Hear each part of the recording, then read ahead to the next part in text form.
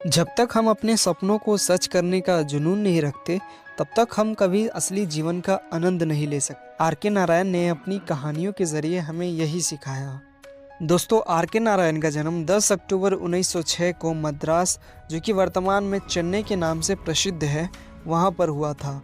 उनका असली नाम राशीपुरम कृष्णस्वामी अय्यर नारायण स्वामी था, लेकिन दुनिया उन्हें आर के नारायण के नाम से जानती है। उनका परिवार ब्राह्मण था और उनके पिता जो एक शिक्षक थे और उनकी माँ जो घर का ध्यान रखती थी। दोनों का जीवन में गहरा प्रभाव था। आर के नारायण का बचपन बहुत ही साधारण था। उन्होंने अपनी प्रारंभिक शिक्षा मद्रास से ही की थी और उनकी स्कूल लाइफ भी कुछ खास नहीं थी, लेकिन उनका दिमाग हमेशा कुछ अलग सोचता था। नारायण ने अपनी शिक्षा मद्रास क्रिश्चियन कॉलेज से ही की, जहां उन्होंने अंग्रेजी साहित्य में रुचि दिखाई।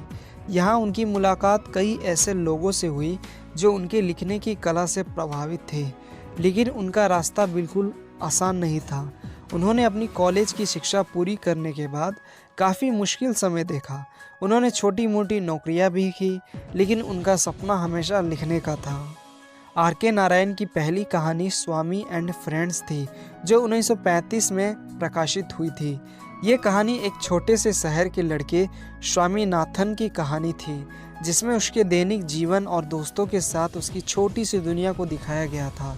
स्वामी एंड फ्रेंड्स ने उन्हें एक नई पहचान दी और ये किताब उनकी लेखन शैली की शुरुआत थी। उनकी कहानियों में सादगी थी, लेकिन उनमें गहराई भी बहुत थी। फिर 1943 में मालगुडी डेज प्रकाशित हुई। मालगुडी एक काल्पनिक शहर था जिसे नारायण ने अपनी लिखने का एक हिस्सा बना दिया। इस शहर में उन्होंने आम लोगों की कहानियां दिखाई जो अपने जीवन की छोटी छोटी बातों को लेकर जीते थे।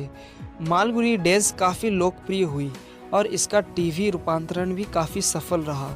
इस काम ने उन्हें एक साहित्यिक आइकन बना दिया। दोस्तों, आर के नारायण का लिखने का तरीका काफ़ी सरल और सीधा था। उन्होंने अपनी कहानियों में आम जिंदगी, मानव संबंधों और सामाजिक समस्याओं को छुआ। उन्होंने कभी भी जटिल भाषा का इस्तेमाल नहीं किया और उनका हर पात्र एक असली इंसान की तरह दिखाई देता था। उनका फोकस कभी भी शब्दों की जटिलता पर नहीं था, बल्कि उन्होंने हर पात्र को सच्चाई और सादगी के साथ दिखाया। उनकी कहानियों में दोस्ती, प्यार, सामाजिक बदलाव और मानव धार्मिकता जैसे विषय थे। The guide, the English teacher और द वेंडर ऑफ स्वीट्स उनकी कुछ और प्रसिद्ध कृतियाँ हैं, जिनमें उन्होंने अपनी कहानियों को और भी गहरा बना दिया। दोस्तों, आर के नारायण को उनके जीवन में कई पुरस्कारों से नवाजा गया। उन्हें 1958 में पद्म भूषण से सम्मानित किया गया और उनके साहित्यिक कार्यों को दुनिया भर में सराहा गया। 1980 में उन्हें AC बेंसन मेडल भी मिला, जो उनके साहित्यिक योगदान को मान्यता देता है। लेकिन 13 मई 2001 को आर के नारायण ने इस दुनिया को अलविदा कह दिया, परंतु उनका साहित्यिक योगदान और उनके काम आज भी हमारे बीच जीवित हैं।